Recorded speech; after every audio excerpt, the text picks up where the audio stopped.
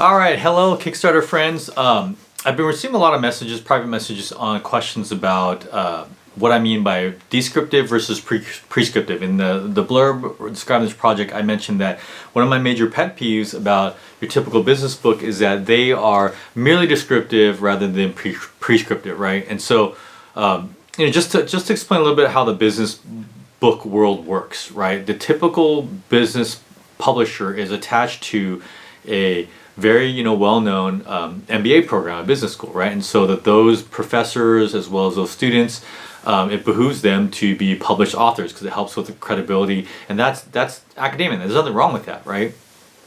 And so what happens is a lot of these professors that moonlight or fancy themselves consultants, they're not running robust, full-on companies or whatnot, and they don't want to invent stuff necessarily because that's the university would get a huge chunk of that, but they will take on these consulting projects, which makes sense. You'd be like, hey man, I read your book.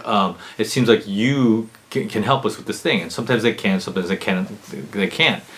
Now what happens is every now and then, the professor or a team of professors or students will be doing a project and it turns into a really great thing in business. And so they will document that in a book.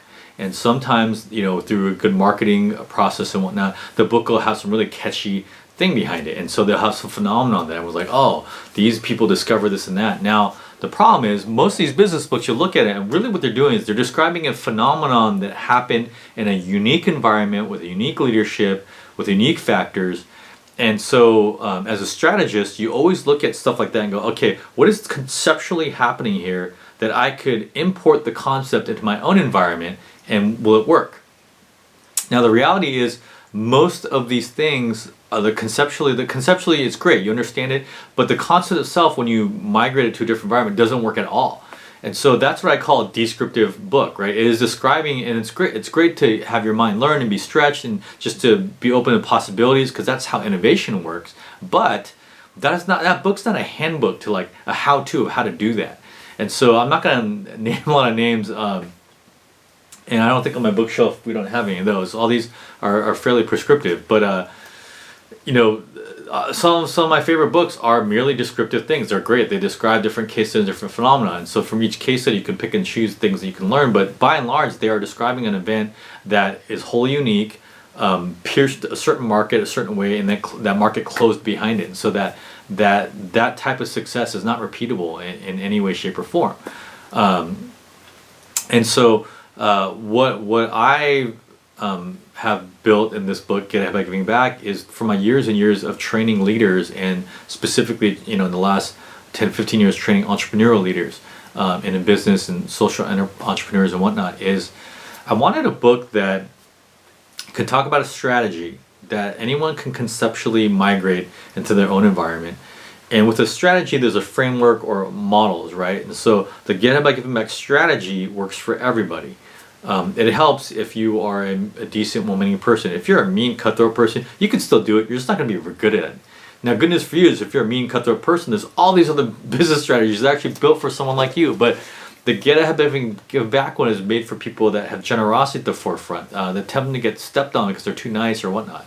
And so the strategy, the concept is there, and then there's some, there's 5 supermodels. There's different ways, and one of them is cause marketing, which is what everyone thinks about when they think generosity, and the other one is a social enterprise, which is what other people think about when they think about generosity. But there's 3 other supermodels, and we'll get into it in the book.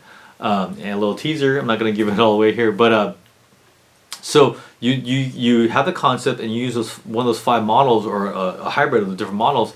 And then you start to put together your own unique strategy and your own model of how you use generosity in your business. And then the second half of the book is what I'm really proud about, is it's the absolute prescriptive part of the book, are just these business tools that we know work from all these years of client work and all these years of training. Probably about, I want to say started out like 800 entrepreneurs a year, but now we're close to about 3,000 entrepreneurs a year.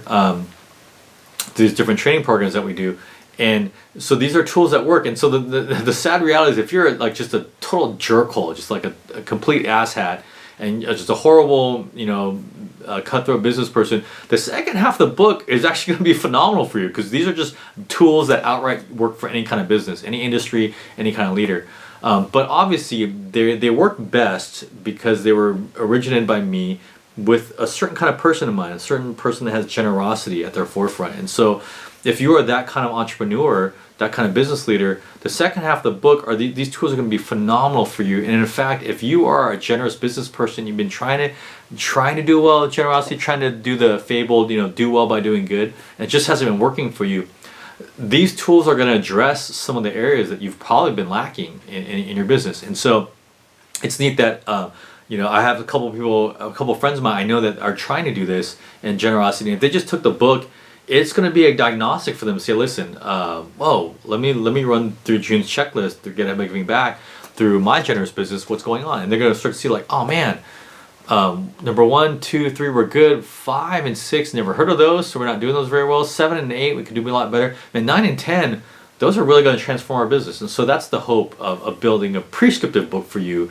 versus a descriptive book. And again, descriptive books have their place, but you just need to understand the difference between the two and how you're going to use them. I'm for a very practical, real-time improvement, and that's why I set my heart and mind on building a prescriptive book for you. So hopefully you enjoy it.